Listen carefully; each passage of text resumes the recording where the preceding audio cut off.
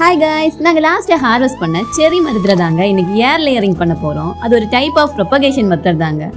எப்படி பண்ணலான்னு பார்க்கலாம் வாங்க, வீடியோக்குள்ளாடி போகலாம். ஏர் லேயரிங் பண்ணுறதுக்காக மெயினாக நமக்கு கொக்கோ பீட் தாங்க தேவைப்படுது. கொக்கோ பீட்டை தண்ணியில் ஊற வச்சு எடுத்துக்கணும். அப்புறமா ஒரு சிசர்ஸ் வேணும். ப்ரொபகேஷன் பண்ணுற சிசர்ஸே போதுங்க இதுக்கு. அப்புறமா நமக்கு என்ன வேணும்னா இந்த மாதிரி ஒரு பிளாஸ்டிக் கப். இந்த பிளாஸ்டிக் கப்பை ஹாஃபாக கட் பண்ணி எடுத்துக்கணும். ஒரு சைடு ஃபுல்லாகவே கட் பண்ணிக்கணும். அதுக்கப்புறம் பாட்டமாக ஹாஃபாக கட் பண்ணி எடுத்துக்கணும். ஸோ இந்த 3 திங்ஸ் வச்சுக்கிட்டே நம்ம ஏர் லேயரிங் ஈஸியாக பண்ணிக்கலாம். ஏர் லேயரிங் பண்ணுறதுக்காக கொஞ்சம் ஓல்டாக இருக்க பிராண்ட்ஸை பார்த்து நான் செலக்ட் பண்ணிக்கிறேன். பிகாஸ் ஓல்டாக இருக்கிற பிராண்ட்ஸ் தான் 100% ரிசல்ட் கிடைக்கும். யங்காக இருக்கிற பிராண்ட்ஸ் தேவைப்படாது.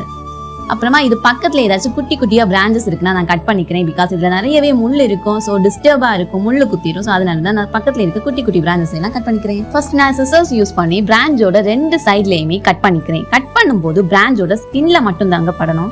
ஸோ நம்ம இந்த சிசர்ஸ் யூஸ் பண்ணி ரவுண்டோடாக கட் பண்ணி எடுத்துக்கணும். இப்போ ஈஸியாகவே நமக்கு வரும்.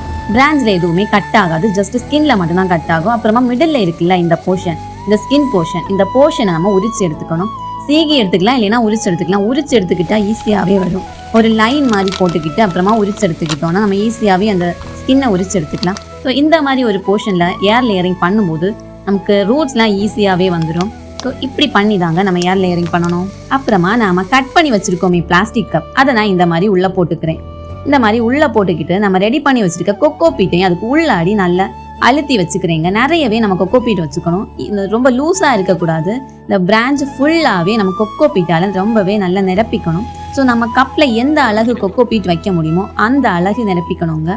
உள்ள நான் ஃபிங்கர்ஸை வச்சு நல்லா அழுத்தி விட்டுக்கிறேன். அப்போ நல்லாவே ஸ்ட்ராங்காக அந்த கொக்கோ பீட் உள்ளாடி இருக்கும். அதுக்காக தான் நான் இப்படி பண்ணிக்கிறேன். அதுக்கப்புறம் என்ன பண்ணணும்னா கட் பண்ணியிருக்கோம்ல, அந்த கப்பில் கட் பண்ணியிருக்கோம்ல, அந்த கட் பண்ண போர்ஷன் கீழே வர்ற மாதிரி நான் செலோ டேப்பால் ஃபுல்லாகவே சுற்றி எடுத்துக்கிறேன்.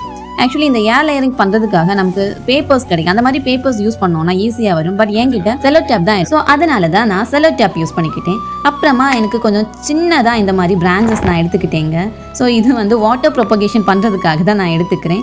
இதுக்கு ரிசல்ட் எப்படி இருக்கணும் பார்க்கலாம் தானே. நாங்கள் இந்த ஏர் லேயரிங் ப்ரொபகேஷன் பண்ண மெயின் ரீசன் என்னன்னா, இதோட செடி வாங்கி வச்சா இதில் காய் வர்றதுக்கு 25 இயர்ஸ் மேலேயே ஆகும். அதனால தான் நாங்கள் ஏர் லேயரிங் பண்ணுறோம். ஸோ இந்த மாதிரி பண்ணுறப்போ சீக்கிரமாகவே காய் வரும். அதனால தாங்க நாங்கள் இது பண்ணுறோம். உங்களுக்கு பிடிச்சிருக்கு அப்படின்னா நீங்களும் வேணா ட்ரை பண்ணிக்கோங்க.